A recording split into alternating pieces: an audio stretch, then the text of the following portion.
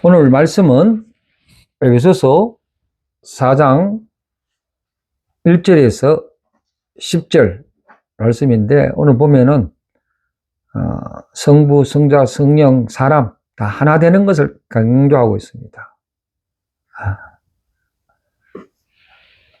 자, 그 설교 제목을 이래 했습니다. 우리가 부름받았거든요.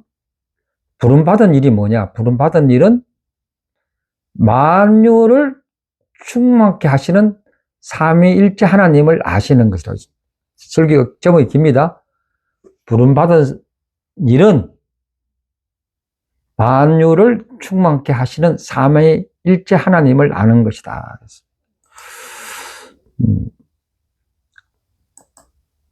오늘 에베소서를 통해서 이 말씀을 가지고 이 1절에서 10절 말씀을 가지고 대체 불가 신앙인이 되시기 바랍니다. 아무로 나를 대신할 수 없는 대체 불가. 제가 왜 이 말을 사용하냐면은 새로운 새 총리가 임명됐다고요. 그 이름이 한성숙이에요.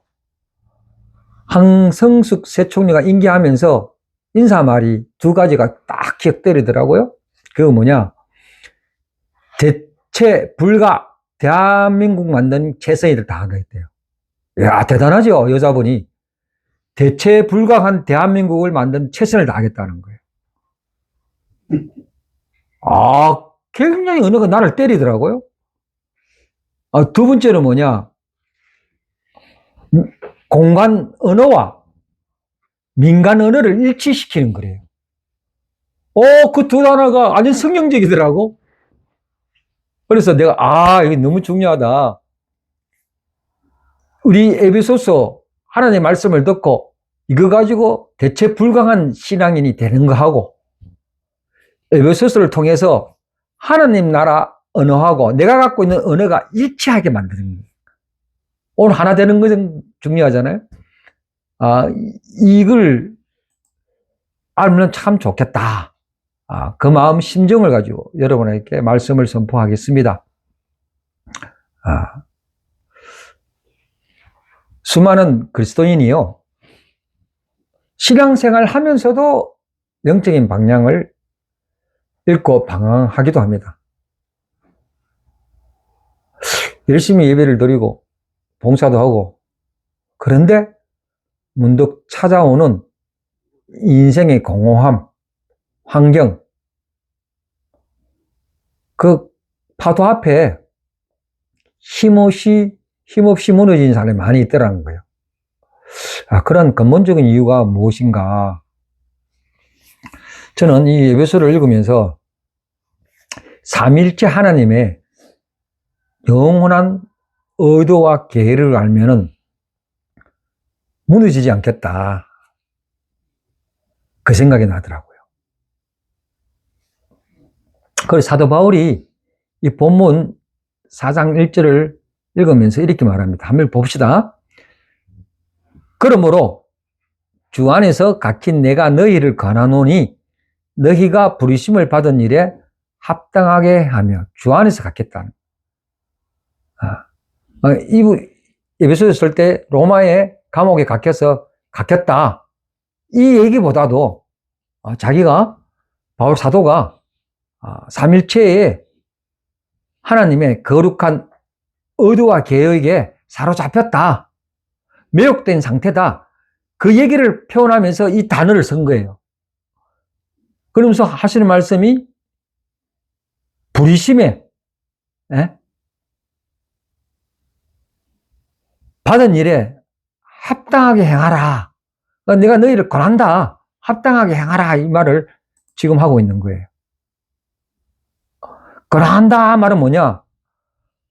여러분 성도 안에 하나님의 말씀이 우리 안에 운행되기를 바란다, 그 얘기를 말하고 있는 거예요. 그러면서 운행되기 바라는 이게 강력하게 지금 말씀을 우리한테 얘기하고 있는 거예요. 외침이에요. 이 부르심이 합당하게 행하라, 이 말은 뭐냐 하면은,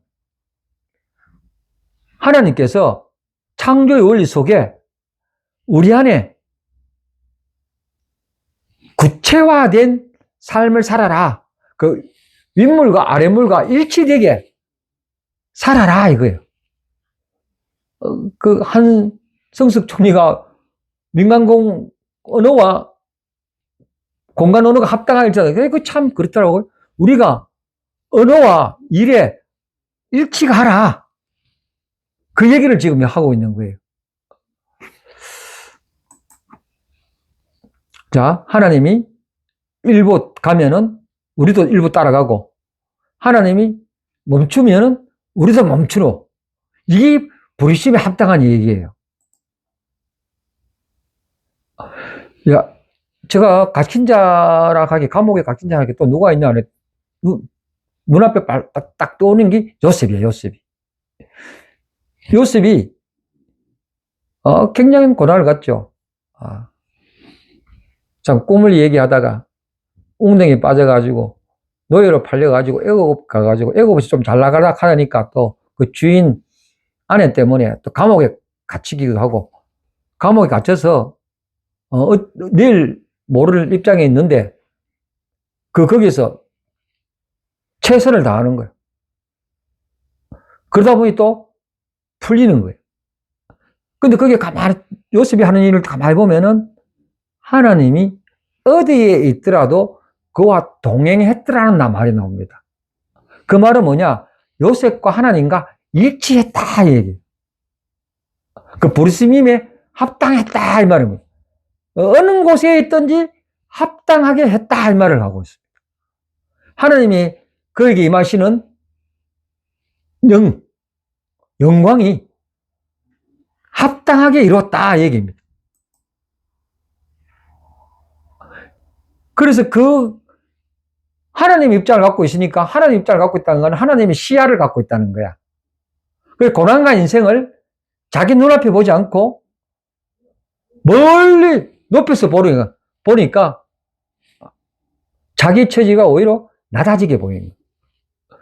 낮아지니까 하나님 일에 합당하게 보이는 거야. 그 얘기를 하고 있습니다. 그래서 더욱더 이 하나님 일에 합당하기 위해서는 가장 최선의 비결이 뭘까?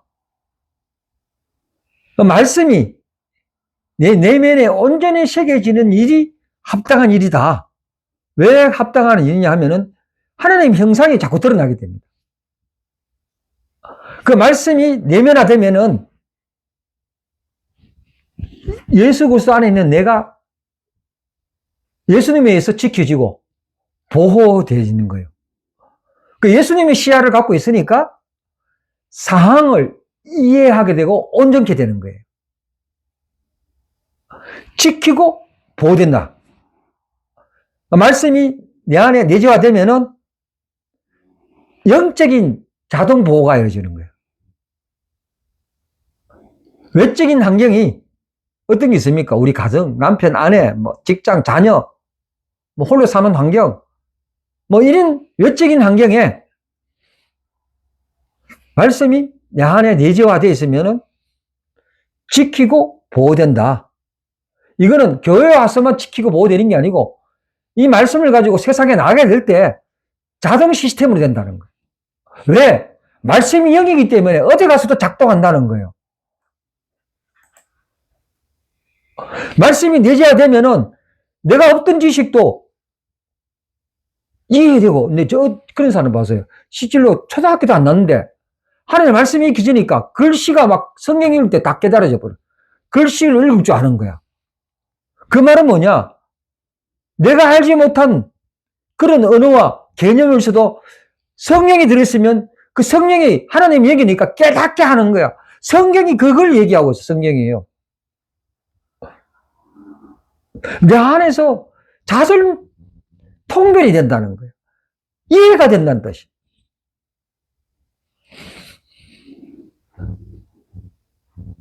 그래, 이 말씀이 지식으로 아는 게 아니고 이 말씀이 영이다는 거 인지하고 말씀을 흡수할 때 우리가 하나님 앞에 합당하게 된다. 이게 신비야, 신비예요. 근데 이걸 모르면 각자 개인에게 무슨 일이 터지면은 90% 이상 하나님을 오해합니다. 왜 나만 이런 경험이 갖지? 그런 일이 자꾸 생겨. 왜? 그러니까 나라는 존재를 자꾸 알아주기만 원해. 근데 하나님을 알면은 내가 이렇게 사라지기 때문에 하나님 생각은 어떻습니까? 그 얘기만 자꾸 해요.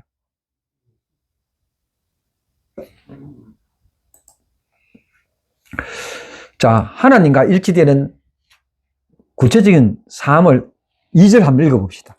분명하게 이렇게 얘기하고 있습니다. 2절 다 같이 시작. 모든 겸손과 온유로 하고 오래 참음으로 사랑 가운데 용납하. 뭐죠? 단어가 보니까 겸손, 온유, 오래 참음, 용납, 이 네 가지 특성이 가지고 있어야만이 하나 되는 성품이 나와. 이 네 가지. 이 겸손은 헬라어로 타파이노프레네스라고 하면서 그냥 단순히 고개 숙이는 척하는 가식적인 태도를 말하는 게 아닙니다. 이때 쓰이는 단어가 보면요. 이 겸손은 가식, 프로텐드 하는 척이 아니고 자기가 높은 자리에 있어도 높은 자리에 있는 그 권리를 조장하지 않는 것을 겸손. 높은 자리에 있어도 상석에 가지 않고 가장 낮은 자리에 가는. 제가 진짜 높은 자리에 만나봤는데 그 자리에 입으로 가야 됩니다. 그 사람이. 근데 그 사람이 입으로 그 자리를 피하더라고요. 어떻게 저런 마음가짐 태도를 가졌을까? 가만 보니까 역시 교회 다니는 사람이에요. 다르더라고, 달라. 의도적으로 몸이 어찌됐든 간에 그렇게 몸이 태도가 그렇게 됐더라고요. 굉장히 중요합니다.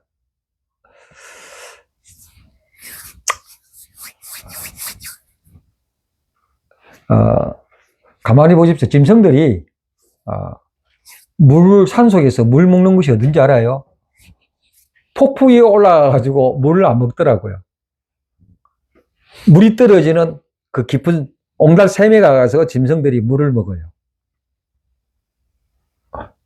이 말은 뭐냐 하면은 자기 높은 지위에 있어도 비천한 자리 가니까 사람이 와, 사람이. 내가 높다고 고개 두드니까 사람이 안 와. 스스로 높은 자리에 있음에도 불구하고 낮은 자리에 오니까 사람이 몰리는 거예요. 여기 성령님이 알려주는 이게 지식과 지혜입니다, 지혜. 이게 겸손이에요, 겸손. 그래서 예수님도 가장 높은 자리 하늘에서 왔잖아요. 근데 가만히 보니까 그 높은 자리에 있는 분이 하나님이 말구에 마구간에서 태어나는 거. 그 무엇을 말해주고 있습니까? 그게 겸손이다 이러는 거예요. 비참함이 아니라는 거예요. 그게 겸손이다.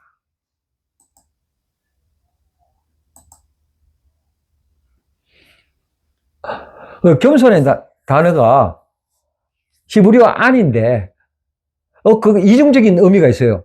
겸손도 되고 하나님의 응답이라는 말도 돼요. 겸손이 하나님의 응답이라는 거야. 그래서 인문학적 다시 말합니다. 겸손은 자기 능력을 절대화시키지 않는 거예요. 겸손은 단순히 자기 자리를 낮추는 것이 아니라는 거예요.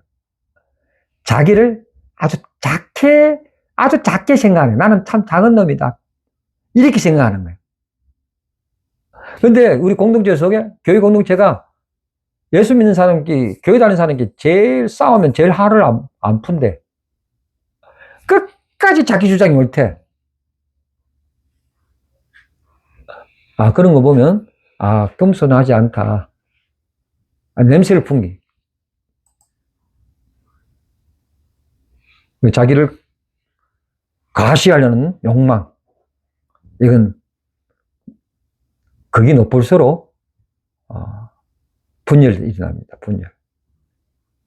두 번째는 뭐냐 보니까 온유합니다 이 말입니다. 온유. 온유를 가만 보니까 어디서 오느냐 하니까 내적인 절제에서 오는 것 같아요. 온유하는 자는 막 저질입니다. 급합니다. 빠르게 행동합니다.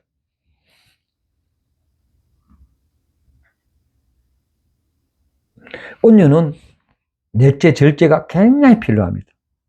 왜 필요하느냐? 남에게 피해를 안 입으려고 해. 온유는 남에게 보복을 하지 않으려고 그래.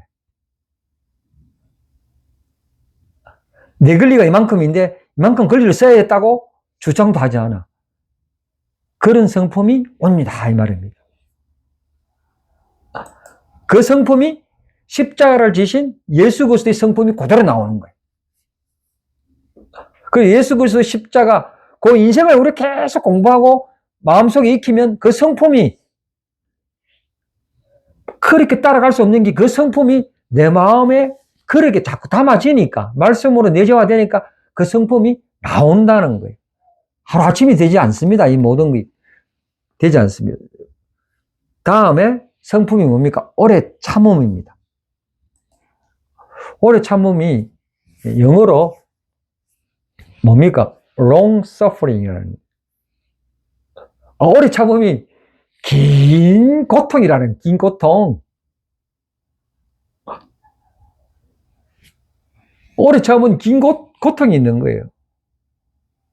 근데 하나님은 오래 참음을 배우게 한 방법은 처음에는 약하게, 그 다음 중하게, 그 다음에 강도 높게, 이런 사이클을, 시련을 주더라고요.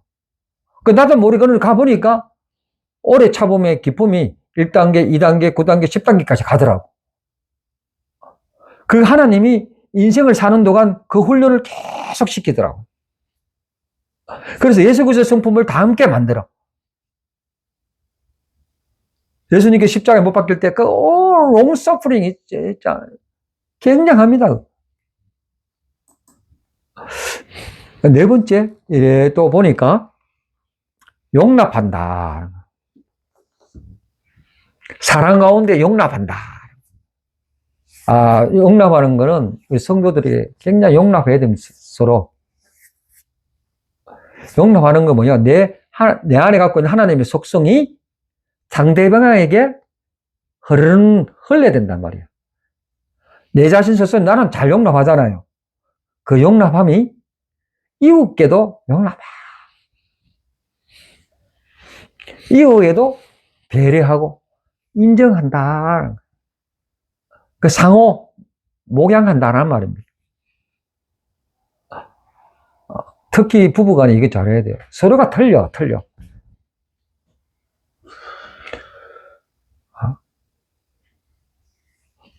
결혼에서는 서로 다름에 의해서 좋아하시면 나중에 그 다름에 대해서 서로 막 손가락질 하잖아. 근데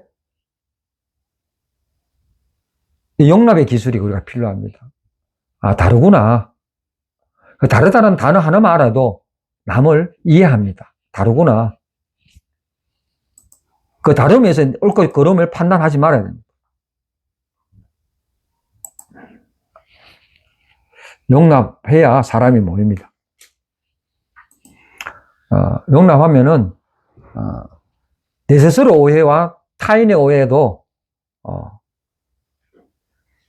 그 용납한다는 것은 상처가 극복했다는 말이거든요. 그 용납 잘하는 사람은 저 사람이 상처가 많았는데 극복한 상태라고 이해하면 됩니다. 사람끼리 계속 있으면요 상처가 많아요. 용납이 안 돼. 그런데 그 중간에 뭐가 있으면은 용납이 되냐 하면요 우리는 서로를 용납할 수 없어. 십자가를 하나 꺼요. 용납 안 되는 걸 예수님한테 자꾸 얘기해버려. 그럼 예수님이 십자가가 그걸 흡수해버려. 흡수하면은 연결이 돼요. 연결되는 게 뭐야? 십자가가 목양의 통로가 되는 거야. 연결되면 하나님의 그 생수가 자꾸 흘러 넘치는 거예요. 그러니까 이러한 성품이 누가 있었겠나, 이렇게 봤거든요. 특히 이 겸손, 온유, 오래 참음, 사랑, 어떠한 사건에, 어떠한 인물에 가장 두드러질까, 구약에서. 그 다윗을 한번 봤습니다. 다윗이 자기 장인 어른한테 쫓겨가가지고, 사울이 굉장히 다윗의 질투심이 강해서 자기 사위도 죽이려고 그래. 그 다윗이 어디 도망가느냐 하면 압둘람 굴에 도망갑니다. 도망가서 그 소식을 듣고, 민족의 영웅 소식을 듣고 다윗에게 많은 사람이 찾아옵니다. 어떤 사람이 오느냐 하면요, 가난하고 비친하고 별별 사람들이 다 와요. 빚쟁이도 오고요, 도망자도 오고요. 이 압둘람 굴에 엄청난 숫자가 막 오는 거예요. 거기서 다윗이 왕이 되는 성품을 닦았다는 거예요. 거기에 온 사람들이 인생에 얼마나 한탄이 많았겠어요. 신세 한탄이 얼마나 많았겠어요. 그 많으면 뭐냐, 복수심이 불타오릅니다. 그런 다윗이 그 사람들이 온 걸 보고 자기도 그렇게 동화될 건데 십자가를 부르 여호와를 찬양합니다. 하나님의 말씀을 붙잡습니다. 거기서 다윗이요, 많은 시가 나옵니다.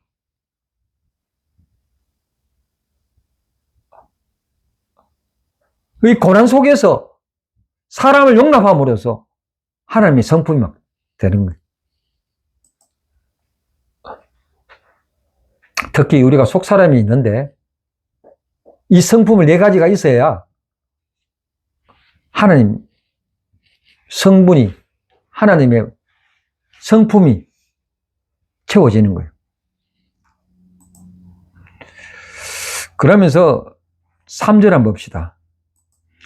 평안에 매는 줄로 성령이 하나 되게 힘써 지켜라. 성령이 하나 되는 거, 어떻게 하나 되냐면 평안에 매는 줄로, 주님이 와서가지고 평안의 줄이 생긴 거예요. 평안에. 보이지 않는 평안의 줄이 생긴 거예요. 그러면서 하나 됐다는 거예요. 성령이 한 분입니다. 귀신은 수천 마리가 군대 귀신이 있지만 성령은 하나밖에 없어요. 성령은 하나밖에 없어. 뭘로? 평안의 줄로 하나 돼.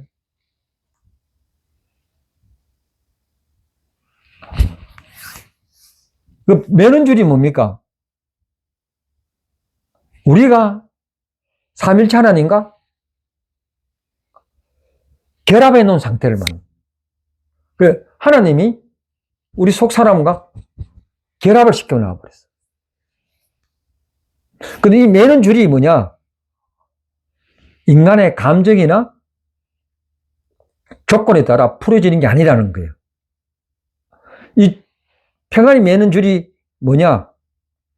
하나님의 절대적인 주권과 사랑으로 묶어 놨다는 거예요.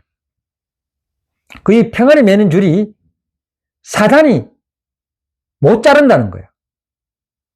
결코 마귀가 끊어줄 수 없는 절대 절줄의 평안에 매는 줄입니다.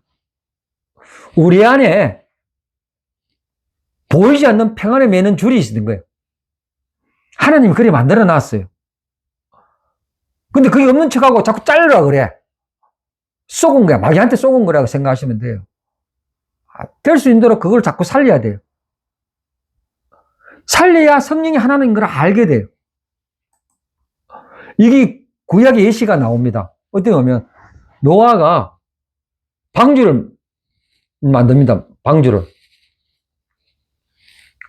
만듭니다. 방주를 만들 때 물을 침투하지 않으려고 역청을 바릅니다. 역청을. 골타르락 하는 건지, 원래 말하면 역청을 발라요. 그 나무와 나무 사이에 미세한 부분을 역청을 발라가 틈을 메웁니다. 그러면 물이 안 들어와. 안에서 뭐 새는 것이 없어. 여기 평안이 매는 줄이거든요. 이 평안이 매는 줄이 십자가로 다 매어져 있다는 거예요. 우리 신앙 상태가 예수님이 죽음으로써 우리가 그렇게 되어 있다는 거예요. 근데 속지 마세요. 자, 갈라치기 하는 거, 이게 문제예요, 갈라치기 하는 거. 우리 안에 그게 있습니다. 왜? 예수님이 십자가로 그렇게 하셨기 때문에. 그러면 이렇게 될 때 하나임을 알게 됩니다.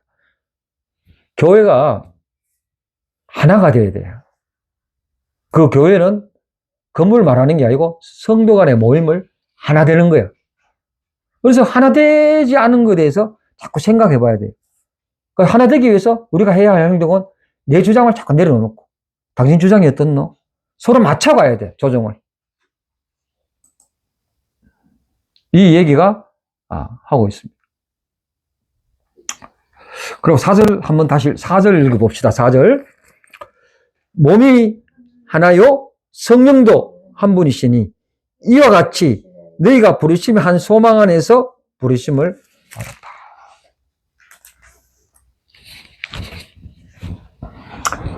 몸이 하나요 성령도 한 분. 이 몸이 뭐냐 하면은 여행적인 결합을 말하는 게 아니고 우리가 하나님의 높은 것과 내가 예수 그리스도 안에서 하나된 상태의 몸입니다. 하나된 상태에서 몸이에요.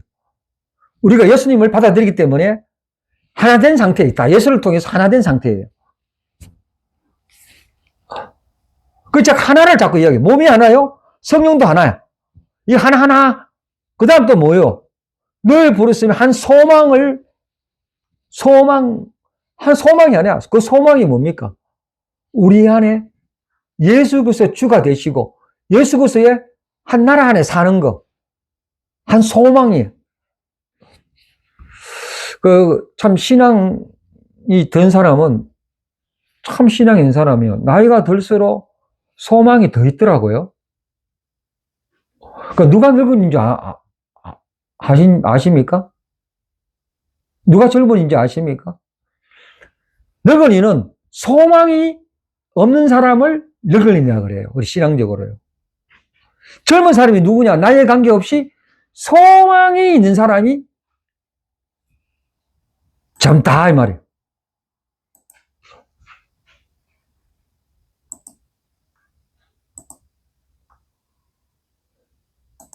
이 소망은 뭐냐? 한음과 깊은 고통 속에서 말씀이 정체되지 않고 날마다 엇거리게 되는 게 소망이에요. 날마다. 전진하는 상태를 말합니다. 말씀이 어제 다르고 오늘 달라. 다르다는 게 아니고 새로움이 자꾸 부어지는 거예요. 새로움이. 지키질라 그러고 말씀 안에 서로 잡히려고 바울이 그러잖아요. 사로잡힌 자 뭐예요? 말씀 안에 사로잡힌다니. 자꾸.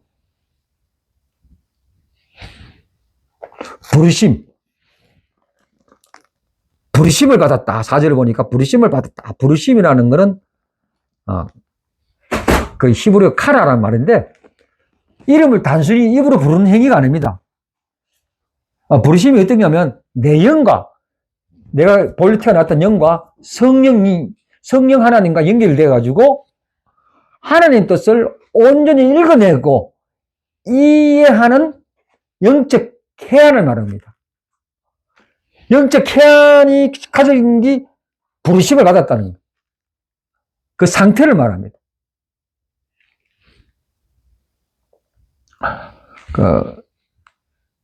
제사장, 구약시대 제사장 직이 있는데요. 그 말씀을 온전히 읽고 해안을 얻은 자를 바카라, 제사장이라고 부릅니다. 이 말이 뭐냐면은 예수님을 받아들이고 말씀이 자꾸 들어가고 인사이트 가질 때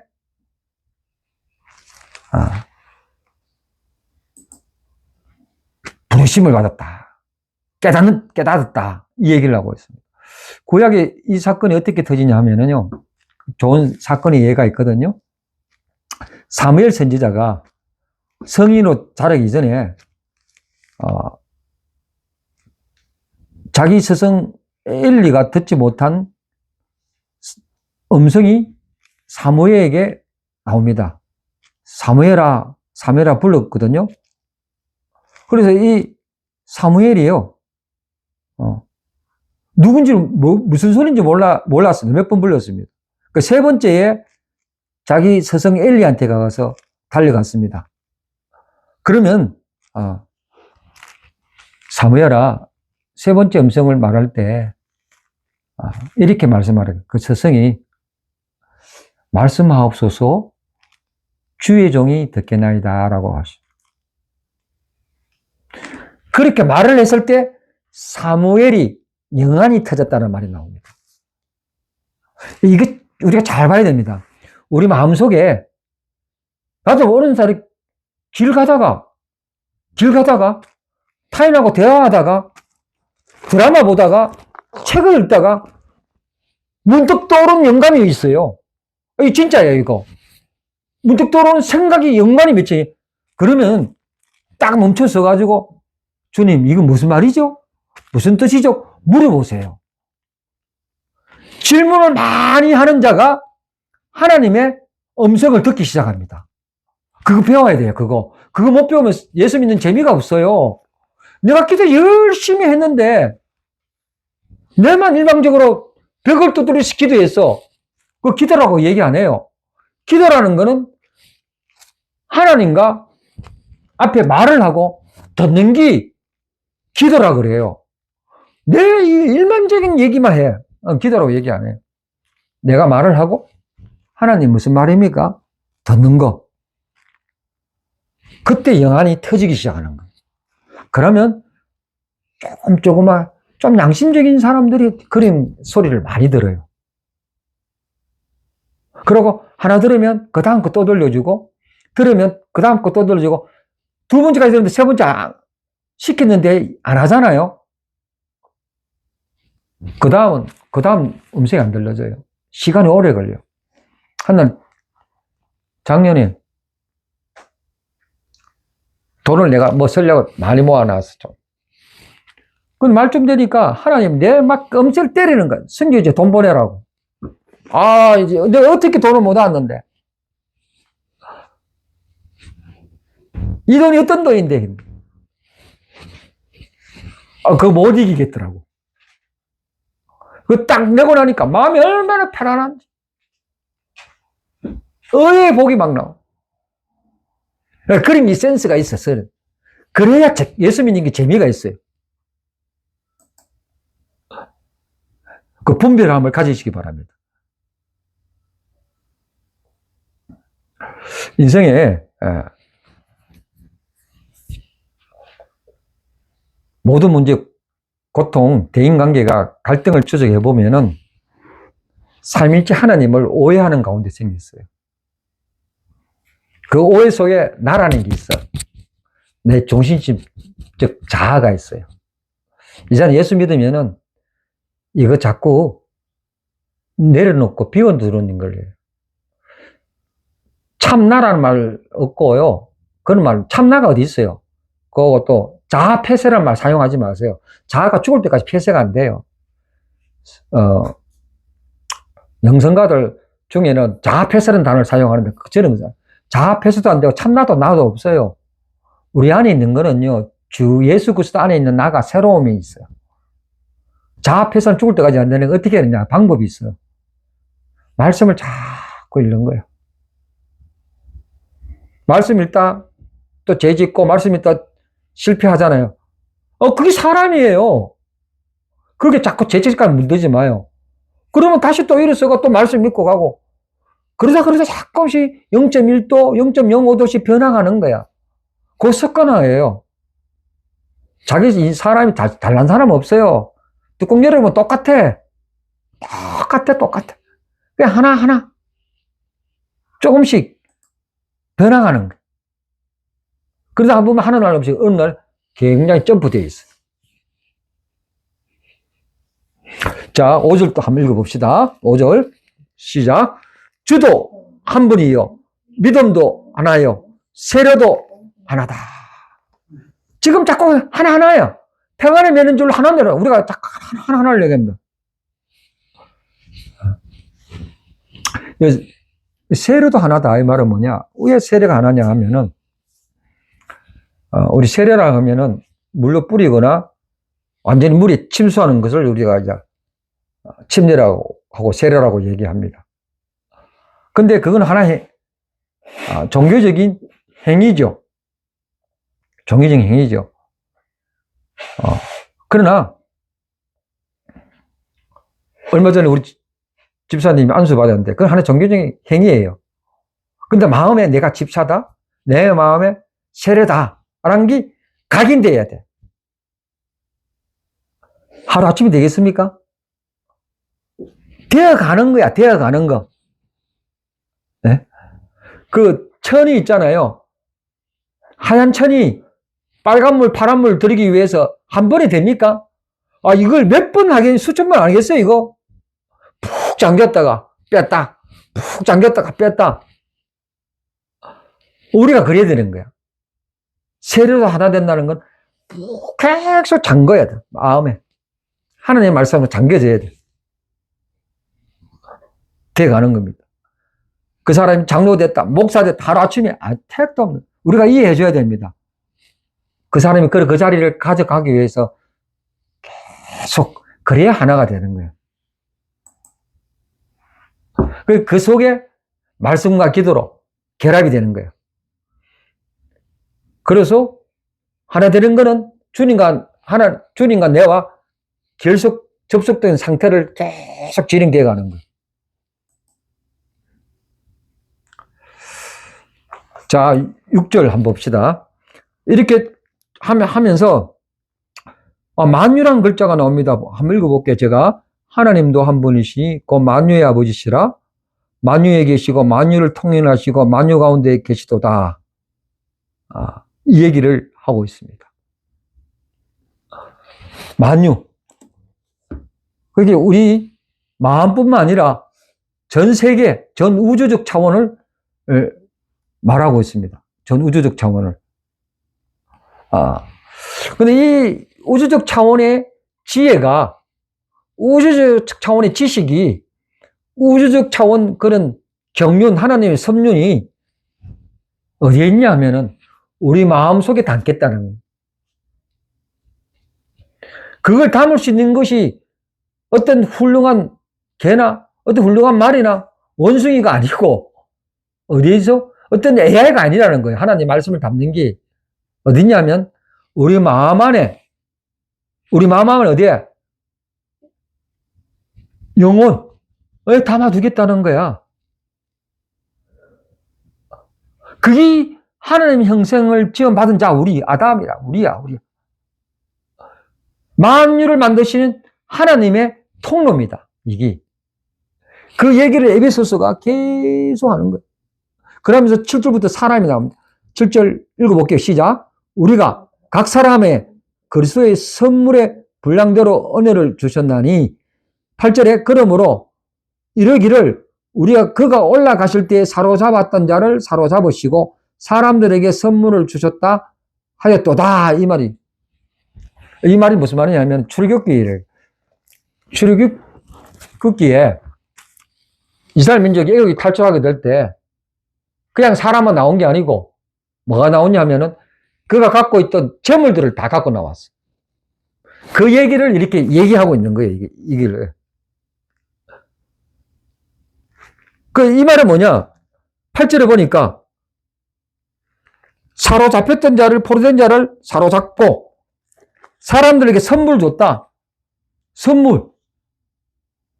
이 선물은 어떤 기적을 받기 위해서 이리저리 그런 막 저리 찾는 것이 아니고 내면에 흐르는 영적 어떤 기름 부음을 말하는 겁니다. 또 외적으로는 뭐 은사라도 표현할 수도 있겠죠, 그죠? 그런 기름 부음이 있기 때문에 내가 가정에 있거나 골방에 있거나 고난 속에 있거나 해도 삼일째 하나님께서 선물을 이미 준비되어 있기 때문에 사용하라. 그 특권을 가지라. 하나님과 항상 연결되어 있는 그런 접속 상태, 그 자체가 위대한 선물이라는 그 얘기를 지금 하고 있습니다. 이게 에베소서를 읽으면은 그런 단어들이 이런 풀어지게 됩니다. 굉장히 풀어지겠더라고요. 그러면서 10절에 내리셨던 그가 모든 만물 위에 오르신 자니 이는 만물을 충만케 하려 하십니다. 올라가 있으면은 성전된 자는 밑을 내려보잖아요. 그 말은 뭐냐? 우리의 영적 상태가 위에서 아래를 내다보듯 영적 시야를 볼 수 있다, 이 말입니다. 세상에 살다 보면 나를 자극하고 욕하고 엄해하고 아주 낮게 보고 비굴하게 만들고 우리가 사는 세상이 그래요. 그런데 내가 같이 맞받아치면 어떻게 되겠습니까? 똑같이 발밑으로 내려가 버립니다. 그래, 성천대에 있는 사람, 위에 있는 사람은 육을 보지 않고 영적으로 보면은 낮아지게 됩니다. 아주 그 부분에 대해서 하찮게 생각하지. 니는 그래라. 안만 부닥치는 거예요. 안 부닥치니까 나에 대해서 악을 통한 사람은 부메랑이 되고 자기가 맞더라고요. 그 세상에 굉장한 원리입니다. 오히려 내가 타자에게 건넨 축복이 내 영에 머물러 있어서 내가 충만하더라고. 이 실제적입니다. 우리 그런 훈련을 합시다. 나를 위해서라도 타인을 저주하지 말고 타인을 비난하지 말고 나를 위해서도 내 안에 거룩한 영이 계속 머물더라도 하기 위해서 축복해 주자고요. 이게 들림받는 사람입니다. 정리하겠습니다.